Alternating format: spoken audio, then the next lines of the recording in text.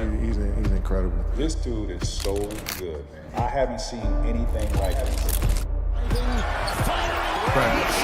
Hits it at the shot clock. He is amazing. Cola rainbows one over top.